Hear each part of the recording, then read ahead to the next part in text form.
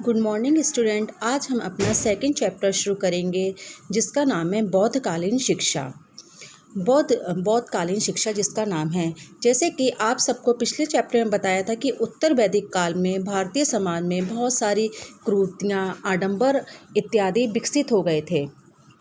ऐसे ही सामाजिक वातावरण में लगभग 563 ईसा पूर्व भगवान बुद्ध का जन्म हुआ था। उन्होंने अपनी युवावस्था में ही राजपाट वगैरह सब त्याग कर संन्यास ले लिया था।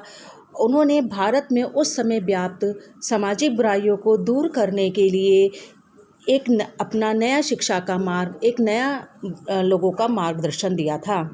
ठीक है, तो भगवान बुद्ध के बताए हुए मार्ग को उनके अनुयायियों ने, जो उन्हें मानते थे, उन्होंने पूरे भारतवर्ष में प्रसारित किया, जिसे बौद्ध धर्म के नाम से जाना जाता है। और उस समय जो शिक्षा प्रणाली विकसित हुई उसे बौद्धकालीन शिक्षा प्रणाली कहा जाता है। क्या कहा जाता है? बौद्धकालीन शिक्षा प्रणाली।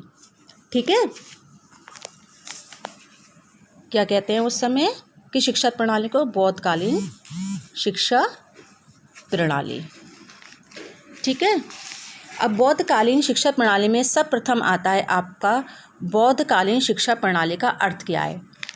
तो ईसा पूर्व 6ठी शताब्दी से समाज में फैले कर्मकांड और रूढ़ियों के विरुद्ध बौद्ध धर्म का उदय हुआ था। बौद्ध धर्म के प्रभाव के अंतर्गत विकसित शिक्षा प्रणाली को बौद्धकालीन शिक्षा प्रणाली के नाम से जाना जाता है। ठीक है, समझ में आ गया? फिर है एक विद्वान है डॉक्टर मुखर्जी, पूरा नाम है उनका डॉक्टर राधा कमल मुखर्जी। उनके अनुसार बौद्ध धर्म प्राचीन वैदिक शिक्षा का ही एक रूप है। मतलब प्राचीन वैदिक कालीन शिक्षा में जो भी उन्हें कमियां लगी थीं उनको दूर करके एक नई शिक्षा प्रणाली बनाई गई, जिसे बौद्धकालीन शिक्षा प्रणाली कहा गया। ठीक है, अब आते हैं इसके बाद बौद्धकालीन शिक्षा के उद्देश्य की। बौद्धकालीन शिक्षा के क्या उद्देश्य थे? सबसे पहला उद्देश्य, इसमें भी जैसे उसमें क्या कहते हैं, आपने वैदिक काल में पढ़ा था चरित्र निर्माण, ऐसे ही इसमें भी चरित्र निर्माण एक मुख्य उद्देश्य था। चरित्र निर्माण के अंतर्गत क्या था? इसमें शिक्षा में सदाचार पर बल दिया जाता था। शिक्षा के माध्यम से छात्रों को सात्विक जीवन यानी कि सादा जीवन व्यतीत करना सिखाया जाता था, और ऐसा बनाया जाता था कि उनका चरित्र, बहुत सारे ऐसी कहानियाँ उन्हें सुनी जाती थी कि उनका चरित्र बहुत अच्छा हो। ठीक है, दूसरा पॉइंट है आपका वैदिक बौद्धकालीन शिक्षा में व्यक्तित्व का विकास। जैसे सभी शिक्षा का उद्देश्य व्यक्तित्व का विकास प्रमुख होता है, ऐसे इसमें भी व्यक्तित्व का विकास ये भी उद्देश्य था। इसमें शिक्षा के द्वारा छात्रों में का व्यक्तित्व का विकास किया जाता था, जिससे कि वो एक अच्छा जीवन, आगे चलकर एक वो सफल जीवन व्यतीत कर सकें। इसके व्यक्तित्व के विकास के उद्देश्य को इस समय जीवन की तैयारी का उद्देश्य भी कहा गया था। फिर है निर्वाण प्राप्ति में सहायक। निर्वाण क्या होता है बच्चों? जैसे आपने वैदिक काल में पढ़ा था मोक्ष प्राप्ति, उसी मोक्ष को इसमें निर्वाण शब्द कहा गया था। तो दूसरा उद्देश्य था कि बच्चों में धार्मिक भावनाएं विकसित करना, जिससे कि वो शिक्षा प्राप्त करके निर्वाण की ओर या इनकी मोक्ष की ओर अग्रसर हो सके। फोर्थ उद्देश्य था सामाजिक विकास। कौन सा था फोर्थ उद्देश्य? सामाजिक विकास।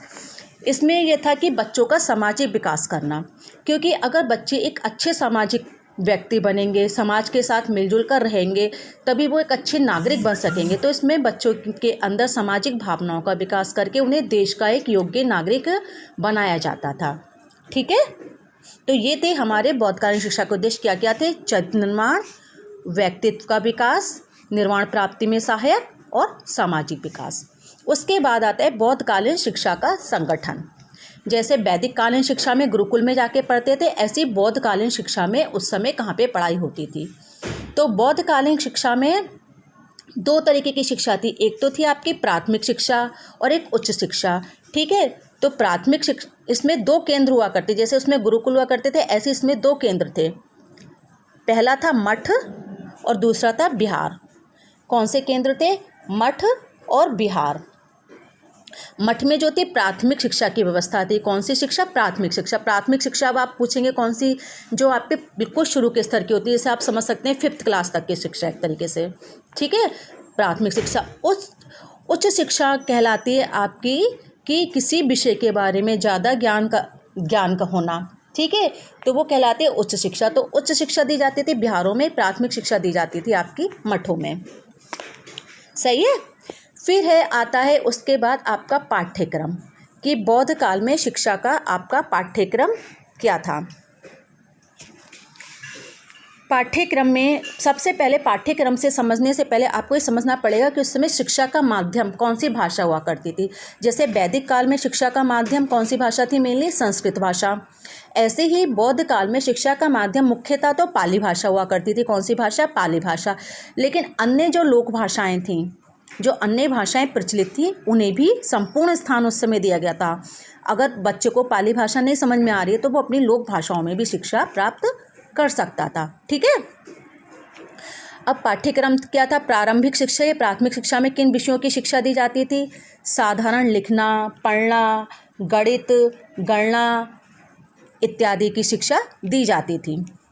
ठीक है। प्रारंभिक शिक्षा में लिखना, पढ़ना, गणना करना, गणित इत्यादि की शिक्षा दी जाती थी। और उच्च शिक्षा में कौन सी शिक्षा होती थी, उच्च शिक्षा में धर्म की, भाषा, इतिहास, भूगोल, राजनीति शास्त्र, शिल्प की, कला की, इन सब की शिक्षा दी जाती थी।